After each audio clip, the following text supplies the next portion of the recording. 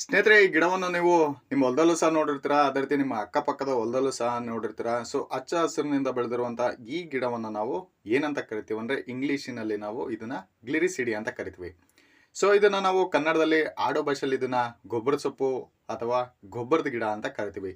So ಈ ಒಂದು ಗಿಡದ ಉಪಯೋಗ ಒಂದು ಸಾವಯವ ಕೃಷಿ ಮಾಡುವಂಥ ರೈತರಿಗೆ ಬಹಳ ಉಪಯೋಗ ಇದೆ. ಸೊ ಇದರ ಒಂದು ಉಪಯೋಗ ಕೆಲವರು ಜನಗಳಿಗೆ ಗೊತ್ತಿರ್ತದೆ, ಆದರೆ ಹಲವಾರು ಜನಗಳಿಗೆ ಗೊತ್ತಿರೋದಿಲ್ಲ. ನೋಡಿ, ಇದರ ಒಂದು ಮೊದಲನೇ ಉಪಯೋಗ ಏನಾಗಿರ್ತದಂದ್ರೆ, ನಮ್ಮ ಭೂಮಿಗೆ ಬೇಕಾದಂಥ ಒಂದು ಸಾರಜನಕವನ್ನು ಸ್ಥಿರೀಕರಣ ಮಾಡ್ತದೆ. ಅಂದರೆ ನಮ್ಮ ಭೂಮಿಗೆ ಬೇಕಾದಂಥ ಸಾರಜನಕವನ್ನು ಹೆಚ್ಚು ಮಾಡುವಂಥ ಕೆಲಸವನ್ನು ಇದು ಮಾಡ್ತಾ ಇರ್ತದೆ. ಅದೇ ರೀತಿ ಇದರ ಒಂದು ಎರಡನೇ ಉಪಯೋಗ, ನಮ್ಮ ಹೊಲಗಳಿಗೆ ಬೇಕಾದಂಥ ಒಂದು ಒಂದು ಜೀವಂತ ಬೇಲಿಯನ್ನು ನಿರ್ಮಾಣ ಮಾಡುತ್ತೆ. ಮತ್ತೆ ಇದರ ಒಂದು ಮೂರನೇ ಉಪಯೋಗ, ನಾವು ಹಸಿರೆಲೆ ಗೊಬ್ಬರ ಅಂದರೆ ಒಂದು ಸಾವಯವ ಕೃಷಿನ ಮಾಡ್ತಾ ಇರ್ತೀವಿ.